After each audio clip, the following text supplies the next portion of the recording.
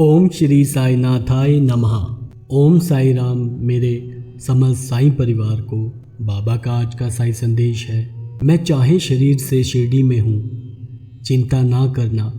मुझे तो 7 समुंदर पार घटित होने वाली घटनाओं का भी ज्ञान रहता है। यह वचन श्री साईं बाबा के दिव्य अस्तित्व, सर्वज्ञता और अपने भक्तों के प्रति अटूट प्रेम का प्रमाण है।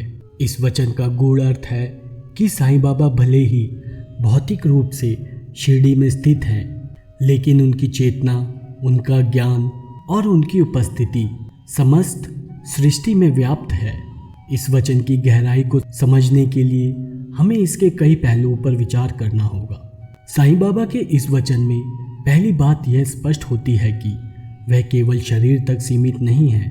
बाबा भले ही भौतिक रूप से शिरडी में रह रहे हैं, लेकिन उनकी आत्मा, उनकी चेतना पूरे ब्रह्मांड में व्याप्त है। यह ईश्वर के सर्वव्यापक स्वरूप का परिचायक है। ठीक वैसे ही जैसे सूरज एक जगह स्थित होते हुए भी अपनी रोशनी से पूरे संसार को प्रकाशित करता है, वैसे ही बाबा शिरडी में रहकर भी अपने भक्तों के हृदय, विचार और कर्मों पर दृष्टि रखते हैं। इस वाक्य का दूसरा भाग, चिंता ना करना, भक्तों के लिए अत्यंत भावनात्मक और प्रेरणादायक है। जब कोई व्यक्ति कठिनाइयों, परेशानियों या संकटों से घिर जाता है, तब यह वचन उसे सांत्वना देता है। बाबा ये कह रहे हैं कि चाहे तुम कहीं भी हो, कैसी भी परिस्थिति में हो, मैं तुम्हारे साथ हूँ। यह वचन भक्त के मन में यह विश्वास भरता है कि साईं बाबा न केवल उसकी परेशानियों को जानते हैं, बल्कि उनका समाधान भी करने में सक्षम है। यह उस माता पिता की तरह है जो भले ही बच्चों के पास ना हो, लेकिन हमेशा उनकी भलाई की चिंता करते हैं और संकट आने पर रक्षा करते हैं। मुझे तो 7 समुंदर पार घटित होने वाली घटनाओं का भी ज्ञान रहता है। यह वाक्य साईं बाबा की अलौकिक शक्ति का परिचय कराता है। 7 समुंदर पार से आशय है कि इतनी दूर की जगह जहां आम मनुष्य की दृष्टि या समझ नहीं पहुंच सकती। बाबा के लिए कोई दूरी मायने नहीं रखती। वह समय, स्थान और परिस्थितियों की सीमाओं से परे हैं। उनकी दृष्टि अतीत, वर्तमान और भविष्य पर समान रूप से रहती है। ऐसी घटनाएं जिनके बारे में किसी को भी ज्ञात नहीं होता, बाबा उन पर भी पूर्ण दृष्टि रखते हैं।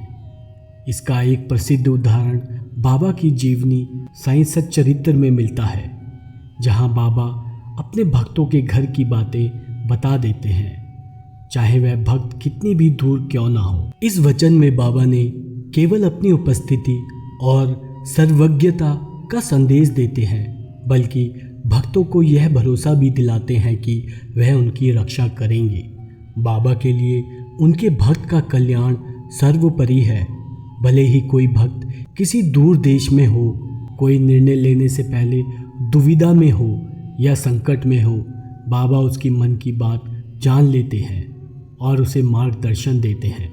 यह वचन यही संदेश देता है कि यदि तुम सच्चे हृदय से मुझे स्मरण करोगे तो मैं तुम्हारे पास रहूँगा, चाहे तुम कहीं भी हो।